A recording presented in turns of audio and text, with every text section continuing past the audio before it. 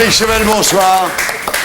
Patrick Chauvel, donc vous êtes photographe, vous êtes né en 1949 et vos images ont fait la une des plus grands magazines du monde, Paris Match, Time Magazine, Newsweek, Life. Et vous avez travaillé aussi pour Sigma, vous avez travaillé pour SIPA.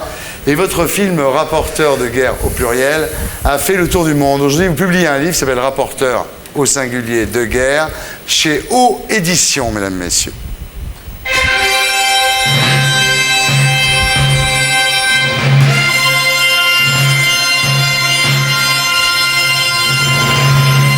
Alors Patrick Chauvel, vous êtes depuis 35 ans sur tous les fronts du monde, la guerre des 6 jours au Moyen-Orient au début, ensuite le Vietnam, le Cambodge, l'Irlande, l'Iran, le Liban, Panama, l'Afghanistan, la Tchétchénie, vous avez pratiquement tout fait, je crois qu'il n'y a pas une guerre où vous n'étiez pas.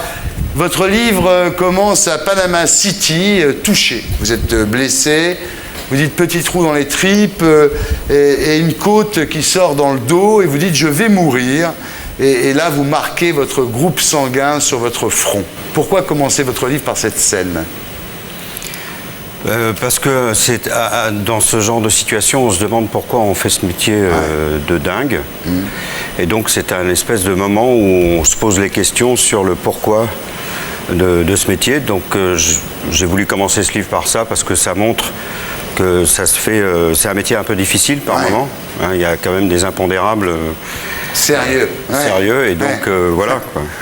Voilà, alors donc vous êtes touché à Panama City, on vous ramène à l'hôtel Marriott pour une opération et au réveil, vous demandez aux infirmiers, vous dites vous m'avez fait quoi ? Et le mec vous dit tout va bien, on vous a coupé les balls. Alors lui il dit comment on m'a coupé les couilles ? Et là, ça a dû être terrible pour vous. Vous imaginez que... C'est un peu embêtant. Ouais, très embêtant. Oui. Et en fait, c'était les bowels, c'est-à-dire les intestins. Oui, c'est embêtant aussi, mais c'est moins embêtant. Ouais. Enfin, genre, on mange moins, mais on peut toujours faire des petits rapporteurs de guerre après. Ouais.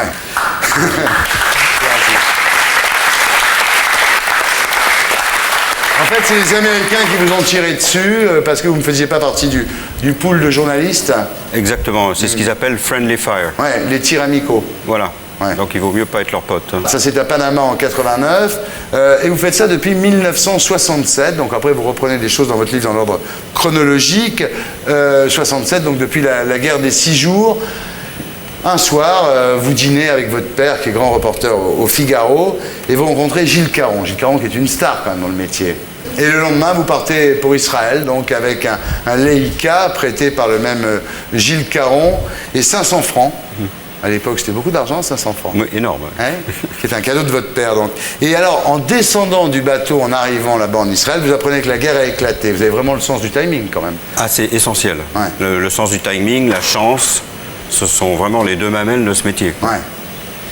Alors voilà, vous êtes en Israël au moment de la guerre des 6 jours, et de retour à Paris, vous découvrez en fait que 90% des photos que vous avez fait là-bas sont complètement ratées, et donc à ce moment-là, vous rentrez au labo de François pour apprendre. Très bonne école, hein. Ouais. C'est à l'époque un grand journal, aujourd'hui aussi, mais il y avait beaucoup de photographes, il y avait 25 photographes à l'époque, et ils m'ont un peu pris sous leur coupe. Alors c'est la grande époque de François, l'époque de Lazareff. Vous vous mariez à ce moment-là avec Anne-Marie.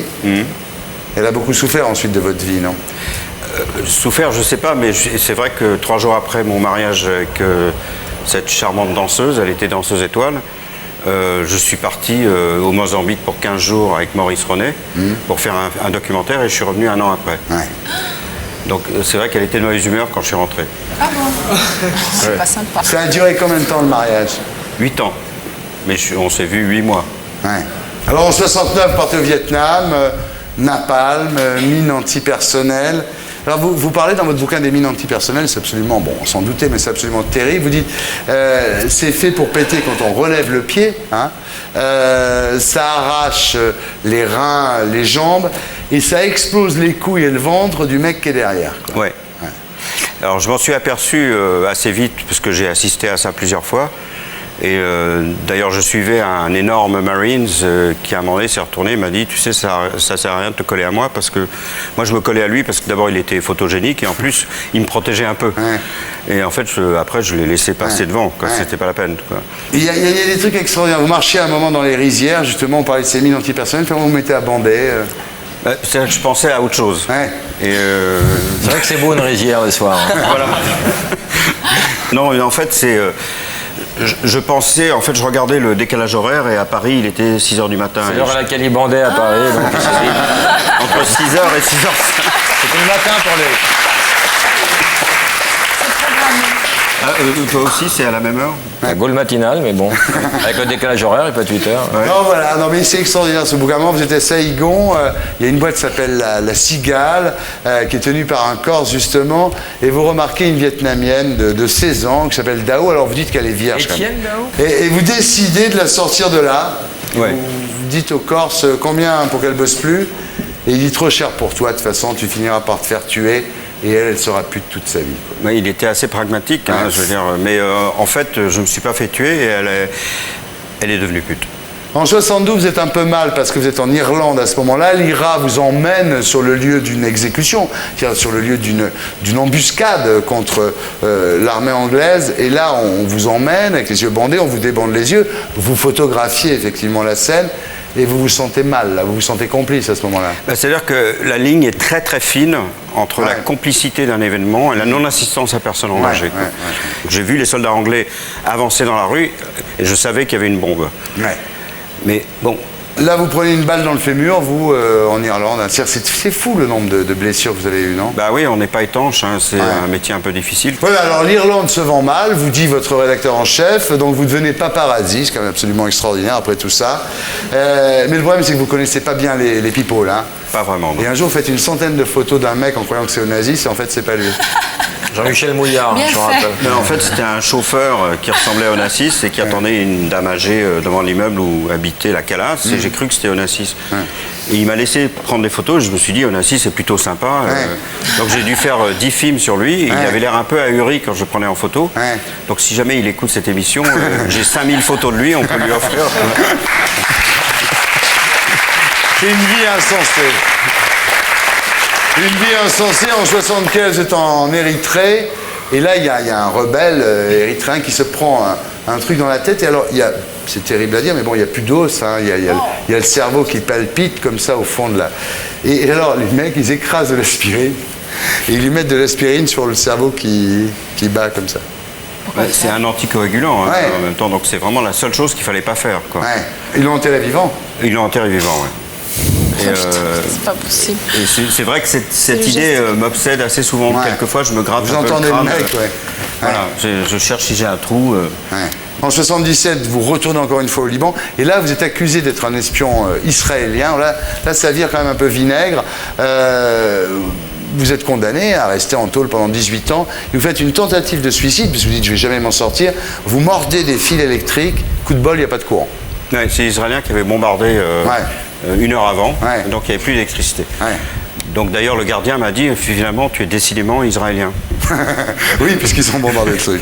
91, vous êtes à Haïti avec les boat people. Alors là, c'est des gens qui faisaient quand même 1000 km. Je n'ai pas imaginé ça, je l'ai vu en lisant votre bouquin.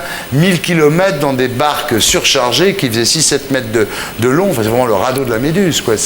On était 44 sur le premier bateau que j'ai pris. On a coulé, évidemment. Et sur les 44, il y a eu 14 survivants. Donc, mais en même temps, quand je suis parti sur le bateau, je me suis dit, tu fais une connerie parce qu'ils coulent tous. Mais en même temps, je ne voyais pas d'autres moyens de raconter leur histoire. Parce qu'en fait, en photographiant les gens qui prennent le bateau, ok, bon, ils prennent le bateau et alors par contre, tout se révèle une fois qu'on est en mer depuis 3 jours et 3 nuits. Et à ce moment-là, on a le droit de raconter leur histoire. Une question simple. Pour supporter tout ça, vous... Picolier, non, sérieux. Non, pas du tout. Non, vous preniez des trucs, non? Non. Sérieux, non, mais c'est pas grave, on peut le dire, il n'y a rien de... Non, je suis complètement bourré ce soir parce que j'ai peur, mais non. Vous avez plus peur ce soir que sur le bateau. Évidemment, oui. Alors, le bilan de tout ça, vous dites, je ne sais pas si mes photos servent à quelque chose, mais ne pas en faire ne sert à rien. Voilà. C'est clair, non? Voilà. Ça, je trouve que ça résume assez bien toute l'affaire, d'ailleurs. Et vous dites, on témoigne parce que comme ça, on ne pourra plus dire on ne savait pas. Ben, c'est pour qu'on mesure, par exemple, le plaisir d'une émission comme ça, Ouais. ou de rencontrer des gens comme vous. C'est-à-dire qu'à un moment donné, c'est un vrai plaisir. Mais il faut savoir que c'est vraiment formidable. Et qu'ailleurs, ça l'est pas. Ouais. Et donc, pas croire que c'est un acquis. Justement, c'est ça qui m'intéresse. Quand vous partiez comme ça, et quand vous partez encore, même si maintenant vous avez laissé tomber la photo pour la caméra, d'ailleurs c'est très intéressant ce que vous racontez, quand vous revenez à Paris comme ça, vous devez nous trouver ridicules, nous, avec nos problèmes de mer. Absolument pas. Non? Non, absolument pas. Parce que, je veux dire, c'est vraiment une balance, il faut relativiser les choses, Ouais. toujours. J'ai l'histoire d'un caméraman qui était avec moi en Irak quand il y a eu la guerre Irak-Iran, il y a eu plus d'1 million de morts. Ouais. On était dans une tranchée depuis 3 semaines. Ouais, c'est 14-18. Voilà, Ouais. 14-18, les gaz, les morts partout, Terrible. etc. Et il y a un radio qui est venu en rampant et qui m'a dit, Monsieur Durschmidt, votre femme, vous devez appeler votre femme. Donc il a eu une peur bleue, parce qu'il dit que s'ils arrivent à me joindre dans une Ouais, tranchée, c'est que c'est grave. tout le monde est mort, quoi. Ouais. C'est pas possible. Parce que quand on a des enfants, on apprend l'inquiétude quand même, Ouais. hein. Donc l'inquiétude profonde. Et donc il a mis 5 jours à retourner à Bagdad, il a appelé chez lui, tombé Ouais. sur sa femme, déjà elle est vivante, et elle lui dit, ta fille veut te parler, donc tout le monde est vivant, le poisson rouge est mort. Et voilà quoi, oui. Donc il a appelé CBS, parce qu'il travaillait pour CBS, et il a dit je rentre. Comme c'était un espèce de fou qui avait peur de rien, Ouais. le type a dit qu'est-ce qu'il y a, t'as une balle dans le ventre, une jambe Ouais, en moins. ouais. Il dit non, le poisson rouge de ma fille est mort. Ouais. Donc je rentre à Paris. Ouais. Et le type de CBS qui avait des enfants lui a dit rentre. Il est rentré, il s'est arrêté sur les quais, il a acheté un autre poisson, il s'est enfermé dans la chambre de sa fille, et pendant 3 heures, ils ont parlé de la vie et de la mort. Parce Ouais. que pour sa fille, c'était une tragédie. Et donc, Ouais. il faut relativiser. Moi, je suis rentré quelquefois de 3 mois de guerre, et à l'aéroport, ma femme m'a dit j'ai eu une semaine de merde, j'ai eu 2 PV. Quoi. Là où. Alors là, c'est un choix. Hein. C'est génial, non mais ça donne beaucoup de... Non, mais si tu veux continuer à vivre avec elle, Ouais. tu fais merde, c'est Ah terrible. ouais, c'est chiant, ouais.